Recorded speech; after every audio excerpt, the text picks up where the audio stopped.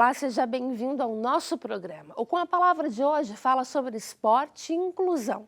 Aos 18 anos de idade, ela teve as duas mãos e uma das pernas amputadas em um acidente. Depois disso, encontrou no esporte a motivação para continuar vivendo. Hoje ela é triatleta e já representou a Seleção Brasileira Paralímpica de Atletismo.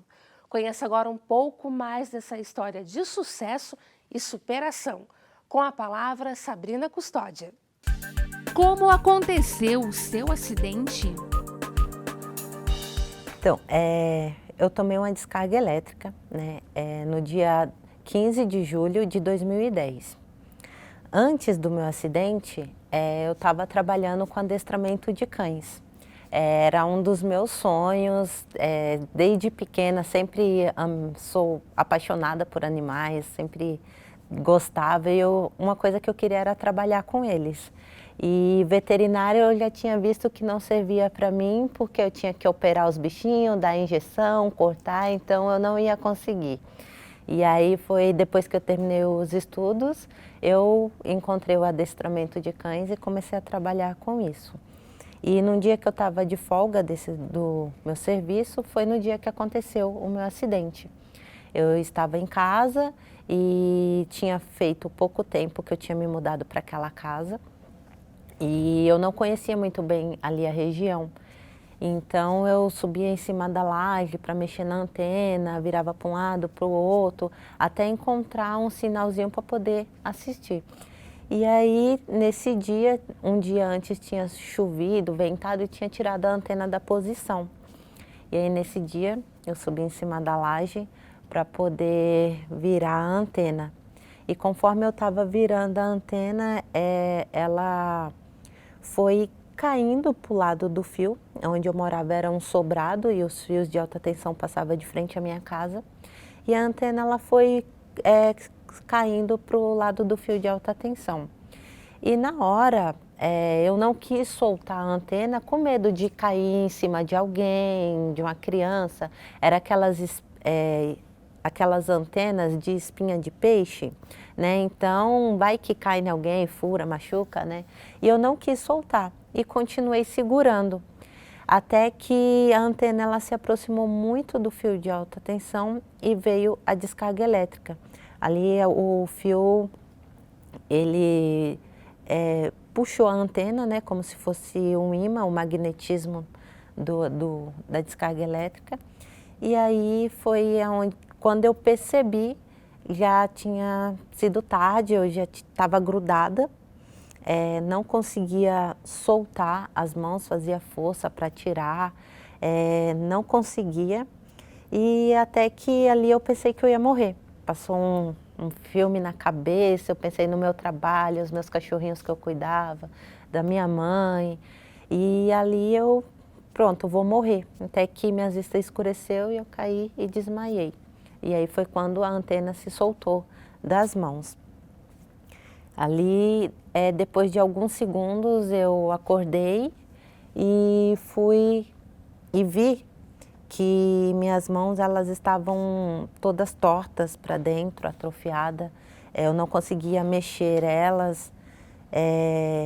E ali minha mãe estava embaixo, né, falando, tá bom, tá ruim. E ali ela começou a pedir ajuda. Aí foi quando os vizinhos e minha mãe subiram em cima da laje para me ajudar e chamaram o SAMU e eu fui levada para o hospital. Como foi sua reação e das pessoas logo após o acidente? Então, o choque, assim que eu cheguei no hospital, eu não amputei os meus membros assim logo em seguida.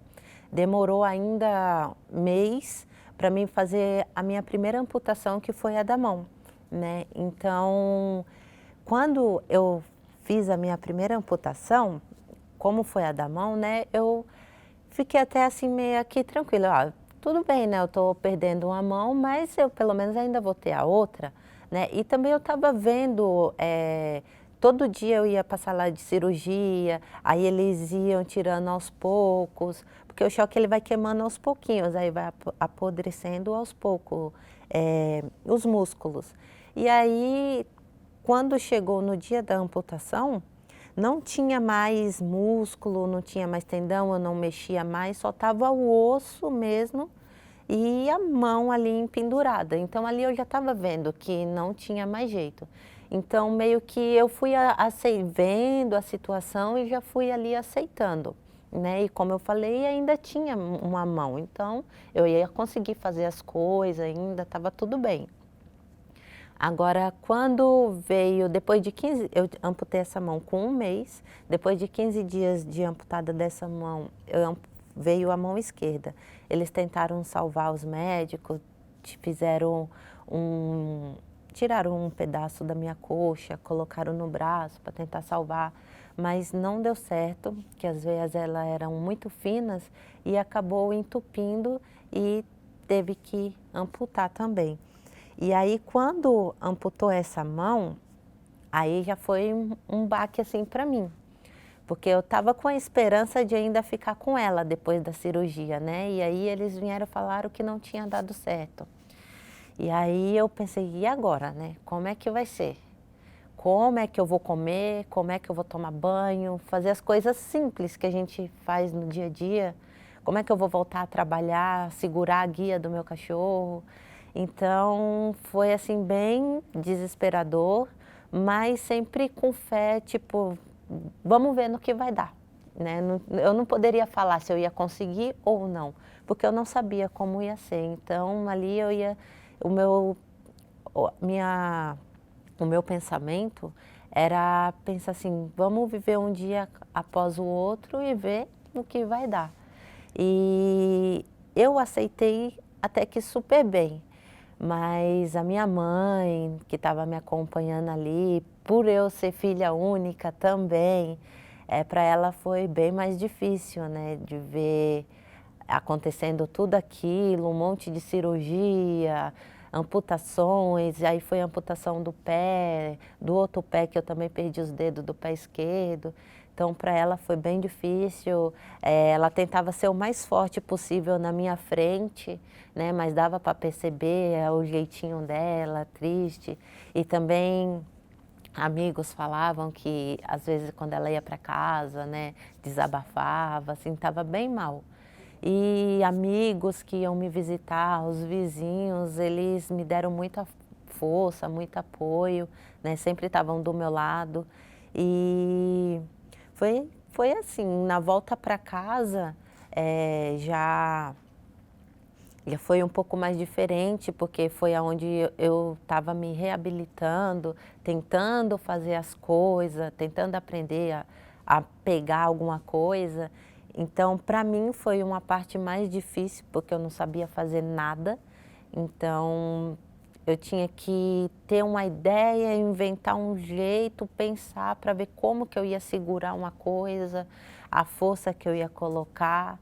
Então, foi meio complicado, mas deu para passar, sempre pensando pensamento positivo, sempre tentando, mesmo que não desse certo da primeira, segunda vez, eu ia tentando várias vezes, apesar de minha mãe sempre estar querendo me proteger, né, ali querendo fazer tudo para mim, tanto para comer, para banho, tudo, eu sempre falava, não mãe, deixa eu fazer, eu tenho que aprender a fazer, porque eu não vou ter minha mãe para o resto da minha vida, né? E eu não tenho irmãos assim para cuidar de mim, então eu tenho que aprender.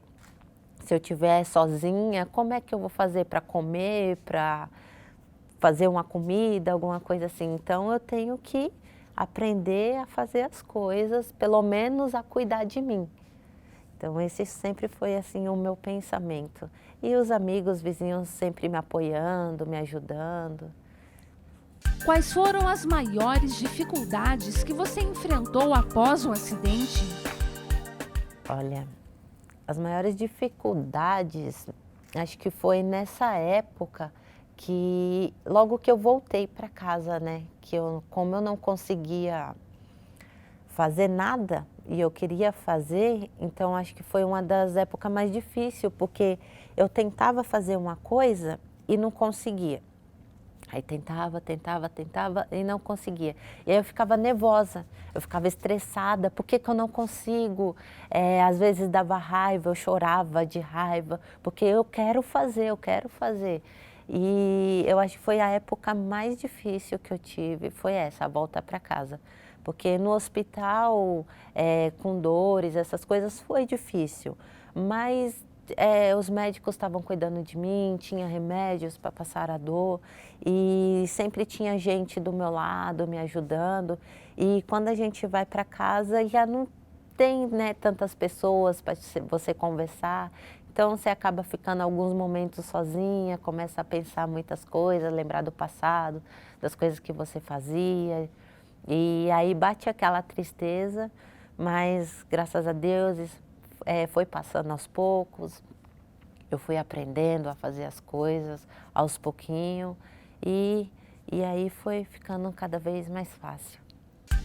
Após o acidente, como ficou o seu sonho de ser adestradora de cães? Então, depois do acidente, né, eu queria voltar. Depois que eu comecei a aprender a fazer as coisas, comecei a ter um jeito novo de pegar as coisas, de fazer, até mesmo pegar o meu cachorro para passear, essas coisas. Eu comecei a pensar, poxa, eu posso voltar a fazer, né? Não é uma coisa tão difícil. Eu conseguindo segurar a guia dele para ele não escapar, né?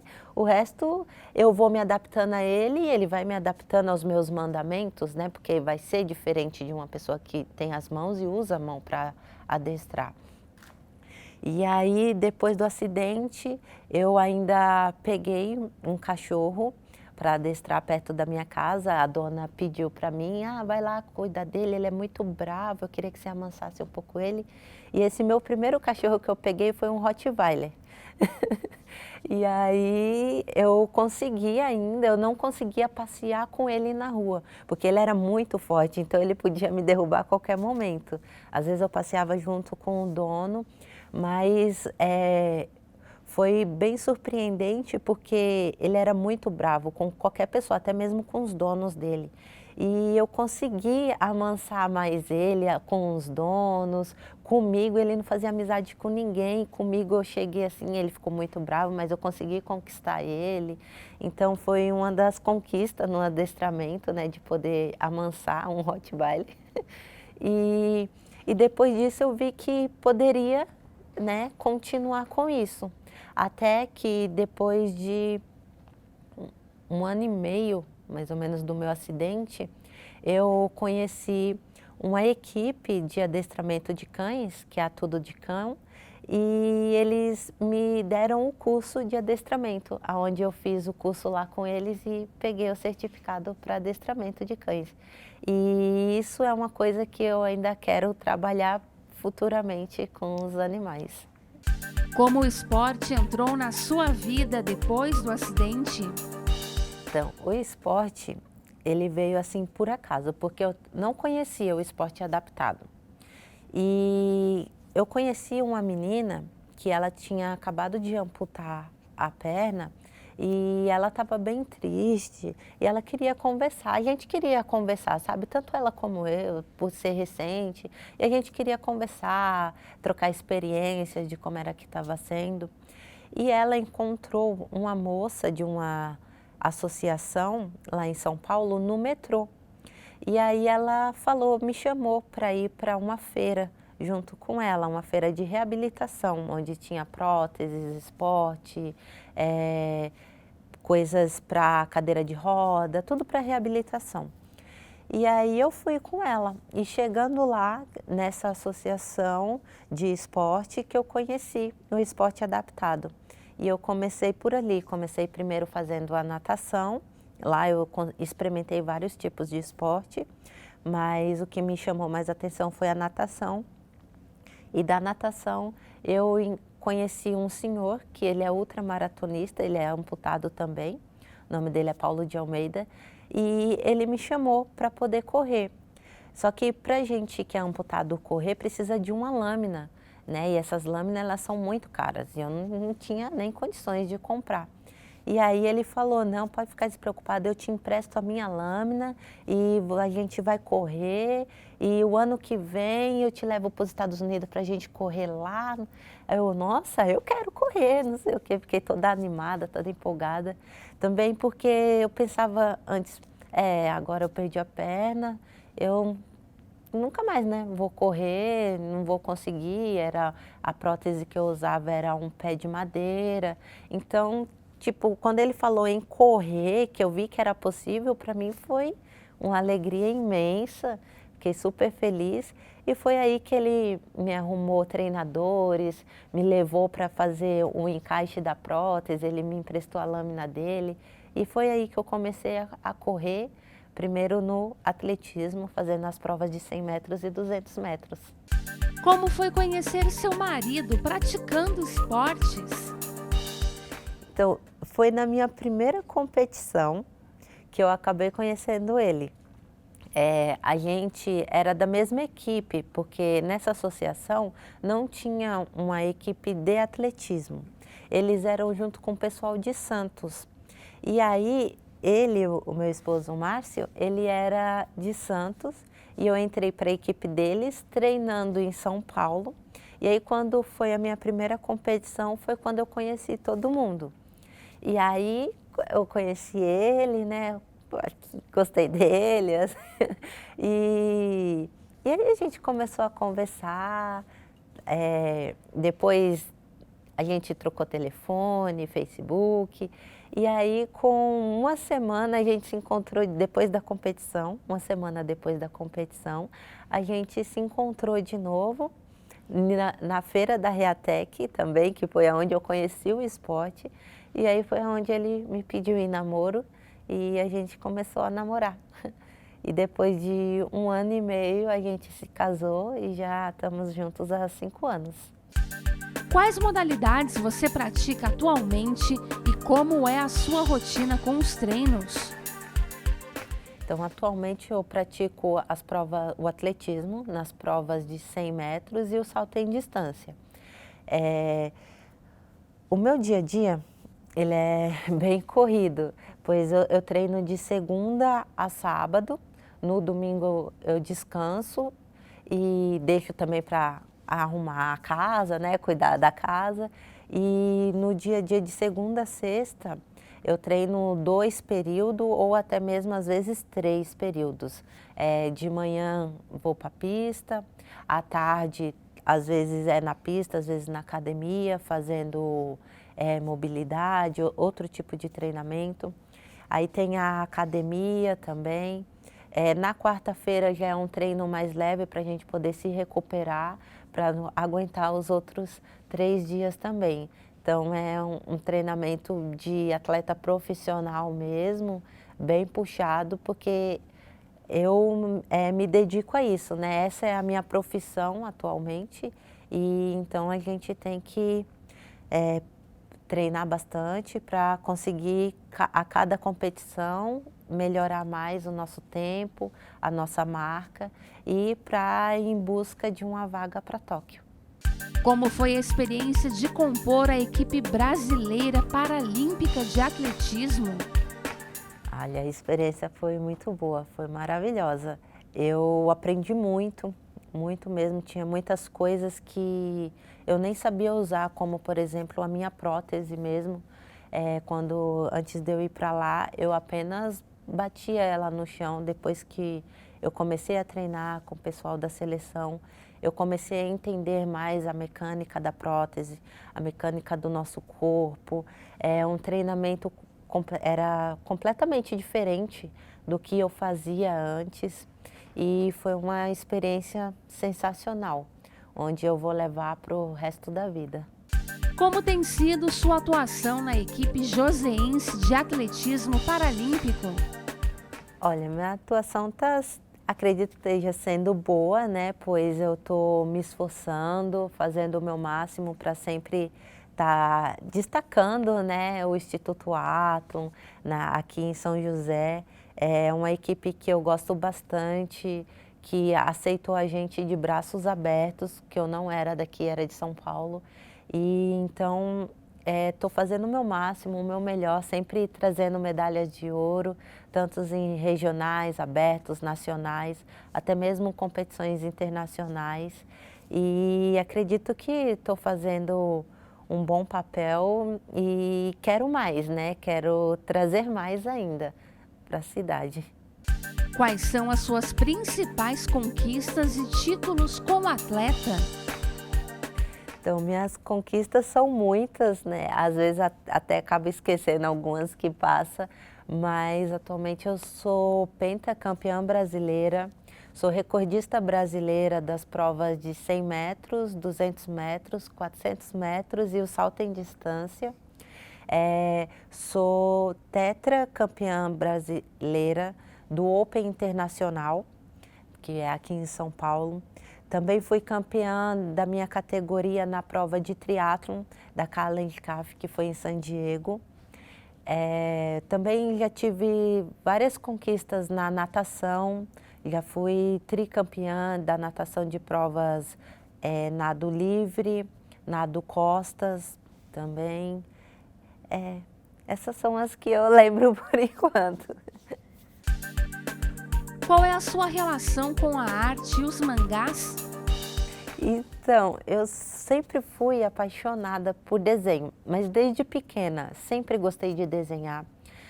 Na escola, sempre aquelas últimas folhas do caderno, era tudo rabiscada de desenho, mangá. E depois que eu sofri o acidente, que eu voltei para casa, eu fiquei 1 ano até eu conseguir pegar uma prótese e andar, porque tive complicações com a amputação da perna, não foi amputada assim logo em seguida. E como eu fiquei 3 meses no hospital, eu perdi toda a minha força da perna. Então eu não conseguia ficar em pé, estava fraca, musculatura tudo fraca. Então eu ficava só na cama até conseguir pegar força para poder andar, e colocar prótese e andar. Então durante esse ano que eu fiquei em casa na cama, eu não tinha nada para fazer. E aí eu ficava no computador, no celular, mas perdi a graça. Até que no Facebook eu vi uns desenhos lá. Aí eu pensei, poxa, será que eu consigo desenhar novamente?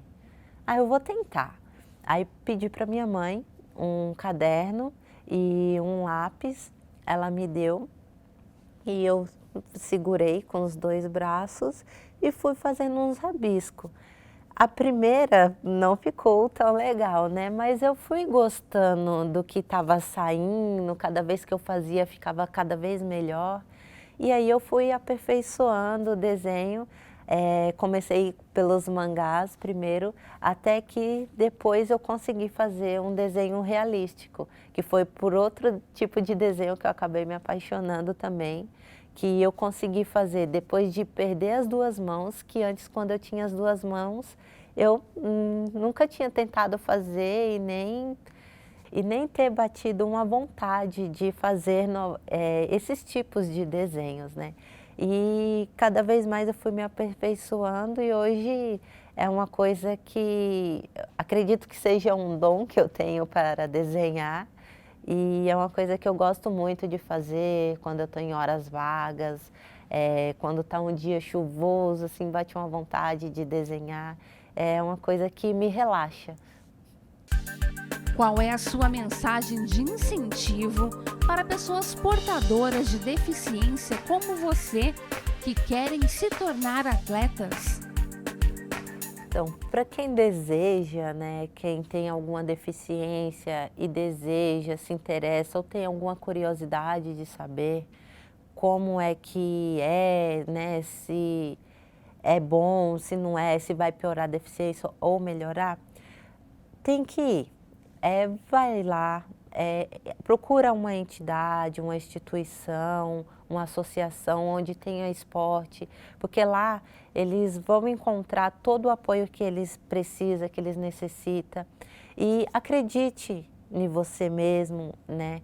Que você consegue. Às vezes tem uma deficiência que acha que eu não vou conseguir fazer isso, que nem eu não tenho uma perna, como quem diria que eu ia conseguir correr, né? Mas tem um jeito, para tudo tem um jeito, acredita no seu potencial, acredite em você, que você vai conseguir.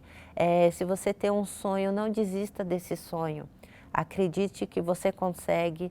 Não é fácil ser um atleta, né? Mas comece aos poucos, vai aos pouquinhos. Demora para a gente conseguir um resultado. Eu já estou nessa luta já tem 6 anos e agora que eu estou conseguindo os meus melhores resultados. Então acredite em você. Persista, vá que você vai conseguir. Acredite nos seus sonhos e procure, corra atrás. O importante é não desistir. E Com a Palavra fica por aqui. Acompanhe o programa no nosso canal do YouTube. Obrigada pela companhia. Até semana que vem.